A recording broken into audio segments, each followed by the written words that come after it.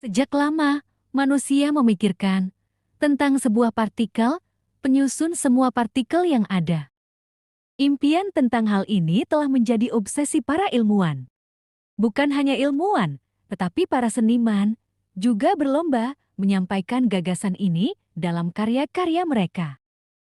Banyak novel, komik yang berlatar belakang tentang si partikel kecil ini. Bahkan, saat ini, para pekerja film mengangkat cerita seputar partikel kecil ini ke dalam film mereka. Dan film fantasi berlatar belakang seputar partikel kecil ini sangat disukai, terutama oleh anak-anak muda. Partikel kecil ini bernama atom. Apa itu atom? Dan siapa pencetus istilah ini? Biar tambah pengetahuan, mari kita simak video ini.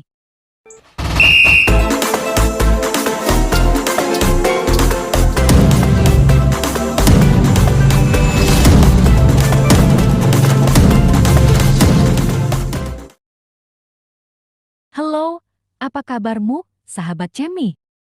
Selamat bertemu kembali di Cemi Corner, channel yang buat kalian tambah jago kimia. Kali ini, kita akan belajar tentang teori atom. Debatan tentang apakah materi memiliki partikel kecil sebagai penyusunnya sudah dimulai dari zaman para ahli filsafat. Aristoteles memiliki pendapat sebuah benda dapat dipotong terus-menerus dan tak akan ada bagian dari benda itu yang tak terbelah atau terbagi. Artinya, menurut Aristoteles, benda itu dapat dibagi terus. Teori ini disebut dengan teori atom kontinu. Di zaman itu, juga hidup seorang ahli filsafat yang selalu berbeda pendapat dengan Aristoteles. Dia bernama Demokritus. Demokritus berpendapat, jika sebuah benda dipotong atau dibelah terus-menerus, maka suatu ketika akan ada bagian terkecil dari benda itu yang tidak dapat dibelah atau dibagi lagi. Selanjutnya, partikel kecil yang tidak dapat dibelah ini oleh Demokritus diberi nama atom. Atom berasal dari dua kata, yang berarti tidak, dan tomos yang artinya terbagi. Selanjutnya, teori atom yang dicetuskan oleh Demokritus ini disebut teori atom diskontinu. Karena Aristoteles lebih terkenal di kalangan ahli filsafat zaman itu, maka pendapat dialah yang dipercayai dan dianggap benar. Sedangkan pendapat Demokritus dianggap salah. Masa berlalu, kejayaan era para filsuf telah berakhir. Jika zaman filsuf, semua teori berdasarkan pemikiran logis, maka dengan berkembangnya ilmu pengetahuan, sebuah teori harus datang dari sebuah hasil penelitian dan dapat dibuktikan. Seorang ilmuwan Inggris yang bernama Sir John Dalton secara tidak sengaja menemukan tulisan yang mengacu kepada ide Demokritus tentang atom. Ini adalah titik awal bagi Dalton untuk memulai serangkaian penelitian untuk membuktikan tentang keberadaan partikel kecil yang disebut atom itu. Dan berdasarkan penelitian dan hasil-hasil perbandingannya, maka Dalton memberikan kesimpulan sebagai berikut. Pertama, materi terdiri atas atom yang tidak dapat dibagi-bagi lagi. Kedua, semua atom dari unsur kimia tertentu memiliki massa dan sifat yang sama. Tetapi, unsur kimia yang berbeda akan memiliki jenis atom yang berbeda pula. Itu artinya, atom natrium di tempat kita memiliki sifat yang sama dengan atom natrium di tempat lain. Dan atom natrium sifatnya berbeda dengan atom karbon karena berasal dari dua zat yang berbeda. Kesimpulan ketiga, selama reaksi kimia, atom-atom hanya dapat bergabung dan dipecah menjadi atom-atom yang terpisah, tetapi atom tidak dapat dihancurkan dan tidak dapat diubah selama reaksi kimia tersebut. Dan kesimpulan yang terakhir, keempat, suatu senyawa terbentuk dari unsur-unsurnya melalui penggabungan atom tidak sejenis dengan perbandingan yang sederhana. Teori atom John Dalton ini merupakan tonggak sejarah ilmu pengetahuan. Karena teori atom inilah, para ilmuwan selanjutnya melakukan penelitian dan pembuktian.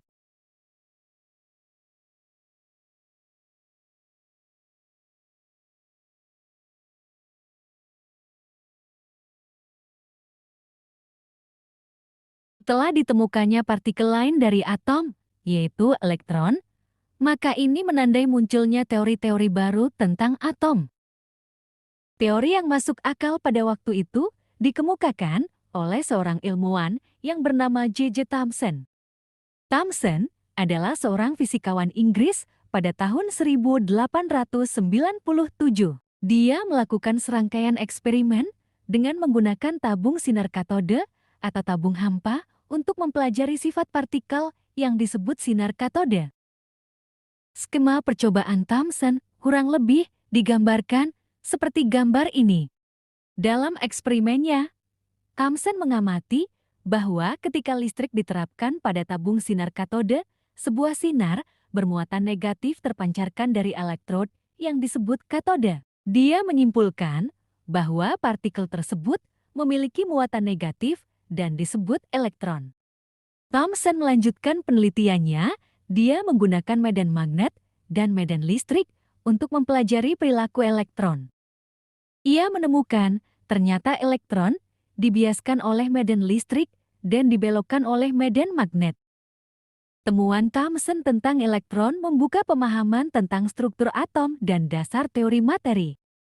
Model atom yang dikemukakan Thomson dikenal sebagai plum pudding model atau model atom roti kismis.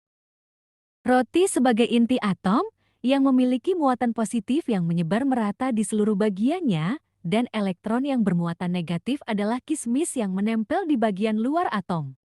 Kalau di Eropa, roti kismis, kira-kira di Indonesia, ada, apa tidak, jajanan yang mirip dengan model atom Thomson? Yups, benar sekali. Kira-kira model atom Thomson mirip dengan kue onde-onde. Bagian yang bulat adalah inti atom yang bermuatan positif, dan wijannya adalah elektron yang bermuatan negatif dan menempel di bagian luar inti atom.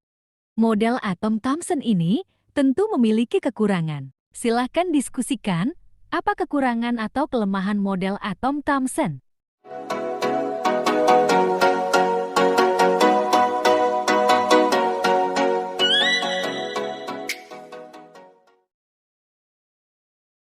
Ernest Rutherford pada tahun 1911 melakukan percobaan yang dikenal sebagai percobaan hamburan partikel alfa. Percobaan tersebut dilakukan di Laboratorium Fisika Universitas Manchester. Skema percobaan yang dilakukan Rutherford ditunjukkan oleh gambar ini. Sinar alfa ditembakkan ke lempeng emas yang diletakkan di tengah wadah yang bentuknya seperti bola. Bola ini sebenarnya detektor sinar yang terbuat dari campuran logam seng yang dilapisi perak nitrat. Pelapisan perak nitrat ini bertujuan untuk merekam jejak sinar alfa setelah mengenai lempeng emas. Dari analisa hasil percobaan, diketahui fakta. Pertama, ada berkas sinar alfa yang dipantulkan. Hal ini dapat diketahui dari noda bekas sinar di bagian depan selubung perak nitrat. Fakta kedua, yaitu ada berkas sinar alfa yang dibelokkan atau tidak lurus. Fakta ketiga, ada sinar alfa yang menembus lempeng emas dengan arah lurus. Dari ketiga fakta percobaan inilah, Rutherford menyusun teori atomnya. Model atom Rutherford juga dikenal sebagai model atom tata surya, menggambarkan struktur atom sebagai berikut. Pertama, inti atom. Inti atom berukuran sangat kecil dan padat di pusatnya. Inti atom terdiri dari proton yang bermuatan positif dan neutron yang tidak bermuatan tetapi mengandung sebagian besar massa atom. Kedua, elektron. Elektron beredar di sekitar inti atom dalam jalur yang disebut orbit. Elektron memiliki muatan negatif dan massa yang jauh lebih kecil daripada proton atau neutron. Model atom Rutherford menunjukkan bahwa elektron mengorbit pada jalur tertentu. seperti planet, mengelilingi matahari dalam orbit yang terdefinisi secara kuantum. Meskipun model atom Rutherford berhasil menjelaskan hasil percobaan hamburan partikel alfa, tetapi model ini memiliki kelemahan dalam menjelaskan perilaku elektron.